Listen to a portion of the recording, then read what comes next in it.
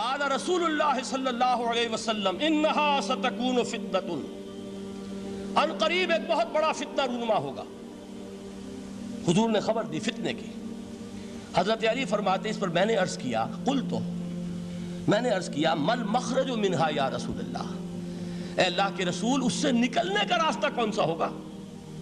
دیکھیے یہ لکھا ہوا ایگزٹ، نکلنے کا راستہ، اور عام طور پر آپ نے دیکھا ہوگا بڑے ہالز میں یہ سرخ روشنی ہوتی ہے، اس میں اس کا اہتمام کیا جاتا ہے کہ اگر خدا نہ خواستہ کوئی حادثہ ہو جائے لوگوں کو معلوم ہو نکلنے کا راستہ کون سا، یہ مخرج ہے۔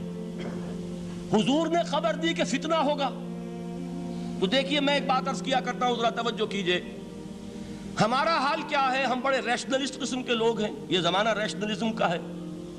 اگر ہم ہوتے تو کیا پوچھتے؟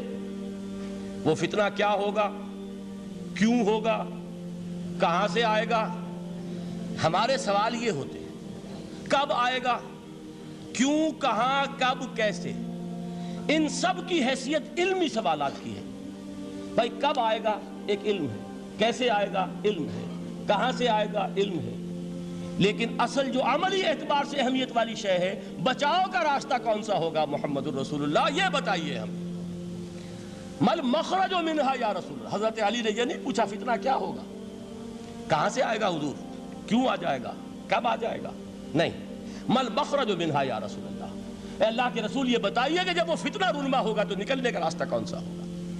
اس کا جواب ہے، ارشاد فرمایا محمد رسول اللہ نے، کتاب اللہ، اللہ کی کتاب ہے وہ مخرج، یہ کتاب ہے کہ جس کو تھامو گے تو فتنوں سے محفوظ رہو گے۔ اس کے بعد آپ فرماتے ہیں فیہ نبأ ما قبلکم وخبر ما بعدکم وحکم ما بینکم، اس میں تم سے پہلوں کی بھی خبریں موجود ہیں، عاد اور سمود اور قوم نوح اور قوم ہود اور قوم لوط اور قوم صالح اور آل فرعون، یہ کون ہے؟ من قبلکم، تم سے پہلے، وفیہ خبر ما بعدکم، جو کچھ تمہارے بعد ہونے والا ہے اس کی خبریں بھی موجود ہیں، لیکن وہ کیسے ہوں گی؟ وہ بٹوین دی لائنز ہوں گی، وہ بین السطور ہوں گی۔ ان کے لیے انسان کو، آپ کو معلوم ہے کہ عبارت میں سطور ہوتی ہیں اور ایک درمیان میں ہوتا ہے، ان کے کچھ لکھا ہوا نہیں ہوتا۔ You have to read between the lines۔ قرآن میں بعد میں آنے والے حالات بھی درج ہیں، لیکن اس طرح نہیں جیسے کہ پچھلے حالات درج ہیں۔ اس کے لیے ذرا ان ڈیپتھ پونڈرنگ اوور، غور و فکر اور تدبر کی ضرورت ہوگی۔ وَحُکْمُ مَا بَيْنَكُمْ، اور جتنے اختلافات تمہارے اندر پیدا ہوں گے تا قیام قیامت، ان سب کا فیصلہ بھی اس کتاب میں موجود ہے۔ وَهُوَ حَبْلُ اللَّهِ الْمَتِينُ وَهُوَ الذِّكْرُ الْحَكِيمُ، یہی تو ہے، وَهُوَ الصِّرَاطُ الْمُسْتَقِيمُ، سیدھا راستہ اور کون سا؟ یہی قرآن تو ہے۔ ہر رکعت میں کہتے ہو اہدنا الصراط المستقیم، اور قرآن دیا ہوا ہے اس پر غور نہیں کرتے۔ عجیب تماشا ہے ہمارا، نماز کی ہر رکعت میں اہدنا الصراط المستقیم، اور حضور فرمائے وَهُوَ الصراط المستقیم، صراط مستقیم یہ قرآن ہی تو ہے، الذکر الحکیم یہ قرآن ہی تو ہے، وَهُوَ حَبْلُ اللَّهِ الْمَتِينُ، اور یہی ہے اللہ کی مضبوط رسی۔ آپ نے قاری صاحب سے وہ آیات سنی سورہ آل عمران کی، وَاعْتَصِمُوا بِحَبْلِ اللَّهِ جَمِيعًا وَلَا تَفَرَّقُوا، اللہ کی رسی کو مضبوطی سے مل جل کر تھامو اور تفرقے میں مبتلا نہ ہو۔ تفرقہ ہوگا تو کیا ہوگا؟ تمہاری ہوا اکھڑ جائے گی۔ آج آپ کو معلوم ہے دول عرب اگر یہ یکجا ہو جائیں، ایک دن کے لیے اسرائیل قائم نہیں رہ سکتا، امریکہ نہیں، امریکہ کا باپ اسے قائم نہیں رکھ سکتا۔ اگر امت عرب ہی جمع ہو جائے، عالم اسلام تو بڑی شے ہے، جو وسائل ان کے پاس ہیں، جو اللہ تعالیٰ نے ان کو نعمتیں عطا فرمائی ہیں، لیکن افتراق، انتشار، اختلاف، جتھے بندی، گروہ بندی، دھڑے بندی، اس نے اسرائیل کا خنجر ان کے سینے میں پیوست کیا ہوا ہے۔ اس لیے کہ فَتَذْهَبَ رِيحُكُمْ، اگر تم اختلاف کرو گے تو تمہاری ہوا اکھڑ جائے گی، آج وہ ہوا اکھڑ چکی ہے۔ تو فرمایا وَاعْتَصِمُوا بِحَبْلِ اللَّهِ جَمِيعًا وَلَا تَفَرَّقُوا، اللہ کی رسی کو مضبوطی کے ساتھ مل جل کر تھامو اور تفرقے میں مت پڑو۔ حضور فرما رہے ہیں وہ اللہ کی رسی کون سی؟ هُوَ حَبْلُ اللَّهِ الْمَتِينُ، یہی قرآن ہے اللہ کی مضبوط رسی۔ علامہ اقبال نے کیا خوب کہا ہے، علامہ اقبال نے قرآن اور حدیث کے حقائق کو جس طریقے سے اشعار کا جامع پہنایا ہے، وہ تو خود کہتے ہیں گوہر دریائے قرآن سفتام، میں نے قرآن مجید کے دریا سے موتی نکال کر اپنے اشعار کے اندر میں نے چن دیے ہیں، میرا کام اور کچھ نہیں ہے۔ موتی کوئی بھی غواص پیدا نہیں کرتا، دریا کی گہرائی سے نکال لاتا ہے، یہ میری حکمت نہیں ہے جو میرے اشعار میں ہے، یہ میں نے قرآن مجید کے دریا میں غوطہ زنی کر کے اس سے یہ موتی نکالے، گوہر دریائے قرآن سفتام۔ اب دیکھیے اسی حدیث کے اس ٹکڑے کو کیسے شعر میں لائے ہیں۔ از یک آئینی مسلمان زندہ است، پیکرے ملت سے قرآن زندہ ہست۔ مسلمان کی زندگی تو ایک آئین کے بدولت ہے، یہ آئین قرآن، جو کہا تھا کبھی قائد اعظم مرحوم نے جب پوچھا گیا تھا کہ آپ کے پاکستان کا دستور کیا ہوگا، کیا فرمایا تھا یاد کیجئے کہ ہمیں کسی نئے دستور کی ضرورت نہیں، ہمارا دستور 1400 برس پہلے طے ہو چکا ہے۔ یہ ہماری بدقسمتی ہے جو کچھ کہا تھا قائد اعظم نے کہ God has given us a golden opportunity to prove our worth as architects of a new state and let it not be said that we didn't prove equal to the task۔ میں معذرت کے ساتھ عرض کروں گا حضرت کہ واقعہ یہ ہے کہ ہم اس کے equal to the task ثابت نہیں ہوئے۔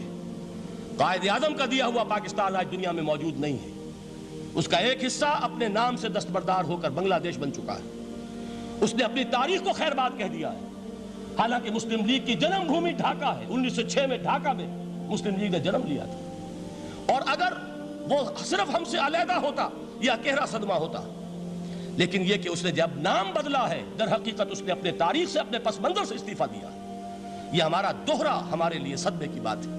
کیا 2 یمن موجود نہیں ہیں؟ ان میں سے کوئی ایک بھی اپنا نام چھوڑنے کو تیار ہوگا؟ کیا 2 جرمنی دنیا میں موجود نہیں ہیں؟ کوئی ایک بھی ان میں سے اپنا نام چھوڑے گا؟ کیا 2 کوریا نہیں ہیں؟ 2 ویتنام نہیں ہیں؟ تو کیا 2 پاکستان نہیں ہو سکتے تھے؟ ہو سکتے تھے۔ میں یہ کہا کرتا ہوں کہ یہ گہرا صدمہ ہے علیحدگی، اور دوہرا صدمہ ہے، اور اس سے کہیں زیادہ بڑا کہ انہوں نے اپنا نام بدل دیا، اپنی آئیڈینٹی چینج کر دی، انہوں نے وہ نام اپنے ماتھے سے اتار کر خلیج بنگال کے اندر دبو دیا۔ یہ بہت بڑی سزا ہے جو ہمیں ملی ہے۔ کیوں ملی ہے؟ کہ ہم نے 25 برس تک اس قائد جس کو کہا تھا کہ وہ ہمارا آئین ہے، اس کو آئین نہیں بنایا۔ ہم نے دنیا کے سامنے جھولیاں پساری، ہم نے طرح طرح کے نظاموں کو آزمایا، لیکن اس قرآن کی طرف پیش قدمی نہیں کی۔ اللہ تعالیٰ ڈھیل دیتا ہے لیکن سزا بھی بہت سخت ہوتی ہے۔ ان بطش ربک لشدید، وہ ہم پر کوڑا برسا ہے۔ تاریخ انسانی کی عظیم ترین شکستوں میں سے ایک شکست ہے کہ جو ہمارے ماتھے پر کلنک کے ٹیکے کی طرح موجود ہے۔ اللہ کرے کہ آئندہ یہ تاریخ اپنے آپ کو نہ دہرائے، لیکن میں عرض کر دیتا ہوں آپ سے، جو ہمارے لچھن ہیں، جو ہمارا طرز عمل ہے، جو ہمارے لیل و نہار ہیں، جو ہمارا انداز ہے، اللہ کے دین کا استہزاء اور تمسخر، جس طرح اللہ کے ساتھ مذاق ہم کر رہے ہیں، اس کا شاید اس سے بھی کہیں زیادہ برا نتیجہ نکلے۔ اللہ مجھے اور آپ کو اور ارض مقدس پاکستان کو اس انجام سے بچائے، لیکن اس کے لیے کام کرنا ہوگا۔ صرف کہنے سے بات نہیں بنے گی، کمر کسنی ہوگی، ہمت جو ہے پھر انسان کو اثر نو، ایک نئی تعمیر، ایک عزم، ایک ہاتھ میں قرآن اور ایک میں تلوار لے کر یہ امت پھر دوبارہ میدان میں آئے۔ بہرحال عرض یہ کرنا تھا، اقبال کہتا ہے از یک آئینی مسلمان زندہ است، پیکرے ملت سے قرآن زندہ ہست، ماں ہما خاک و دل آگاہ اوست، اعتصامش کن کہ حبل اللہ اوست۔ تامو اس کو مضبوطی کے ساتھ، حبل اللہ یہی قرآن ہے۔ یہ یک آئینی اور پیکر قرآن کی زندگی، پیکر ملت کی زندگی جو ہے اس قرآن کی بدولت ہے۔ تو حضور نے کیا فرمایا؟ فتنے سے بچنے کا راستہ کون سا ہے؟ کتاب اللہ فیہ نبأ ما قبلکم وخبر ما بعدکم وحکم ما بینکم وہو الصراط المستقیم وہو حبل اللہ المتین وہو الذکر الحکیم۔ ایک 3 جملے اور سن لیجئے۔ هو الذی لا یشبع منہ العلماء ولا یخلق عن کثرت الرد۔ یہ قرآن وہ شے ہے جس سے اہل علم کبھی سیر نہ ہو سکیں گے۔ ولا تنقضی عجائبہ، اس کے عجائب کبھی ختم نہیں ہوں گے۔ یہ ہیروں کی وہ کان نہیں ہے کہ جو کبھی خالی ہو جائے کہ سارے ہیرے نکل چکے، اب مزید ہیرے نہیں ہیں، نہیں، علم اور حکمت کے ہیرے اور ہدایت اور حکمت کے موتی اس میں سے ابد الآباد تک نکلتے رہیں گے۔ ضرورت صرف کھودنے کی ہے۔ میں نے وہ لفظ استعمال کیا تھا، آج کا قرآن کھودنا ہوگا، آج کی ہدایت اس قرآن سے نکالنی ہوگی۔ قرآن جب نازل ہوا آن دی سرفیس، بالکل ظاہر وہ تھی اس کی ہدایت جو اس دور کے لیے ضروری تھی۔ ہمیشہ کی ہدایت اس کے اندر رکھ دی گئی ہے، اس میں مضمر ہے، اس میں چھپی ہوئی ہے، اس کے لیے تدبر کی ضرورت ہے۔ کتاب انزلناہ الیک مبارک لِيَدَّبَّرُوا آیَاتِهِ وَلِيَتَذَكَّرَ أُولُو الْأَلْبَابِ، لوگ تدبر کریں، اس کی گہرائیوں کے اندر غوطہ زنی کریں۔ لا تنقضی عجائبہ، اس کے عجائب کبھی ختم نہیں ہوں گے۔ ولا یشبع منہ العلماء، اہل علم کبھی اس سے سیر نہیں ہوں گے۔ آپ کو سخت بھوک لگی ہوتی ہے اور کھانا کھانے کے تھوڑی دیر کے بعد اب آپ کا ہاتھ رک جاتا ہے، سیر ہو گئے، بہترین کھانا ہے لیکن نہیں کھا سکتے۔ اگر عام حالات میں وہ آتا تو کبھی نہ چھوڑتے، لیکن اب وہ آپ کا میزبان کہہ رہا کچھ اور لیجئے، تناول فرمائیے ذرا یہ دے، بھائی نہیں میں اب بھر چکا، یہ آپ کہتے ہیں کہ نہیں؟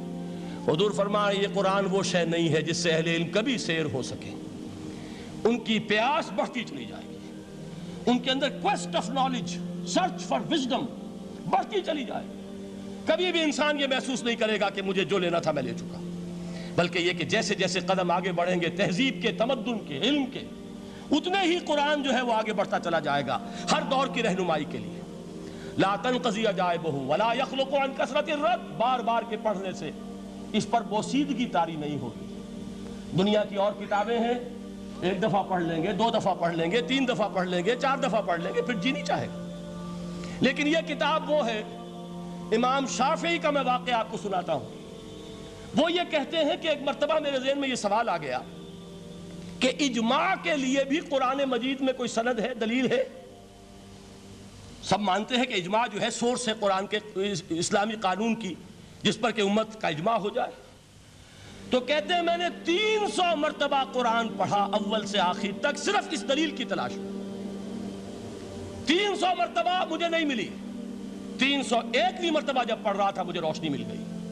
وہ یبتغی غیر سبیل المومنین کے جو الفاظ آئے ہیں، نولہ ما تولی ونصلہ جہنم، جو کوئی شخص مسلمانوں کے راستے کو چھوڑ کر کوئی اور راستہ اختیار کرے گا ہم اسے اسی کے حوالے کر دیں گے اور جہنم میں پہنچا دیں گے۔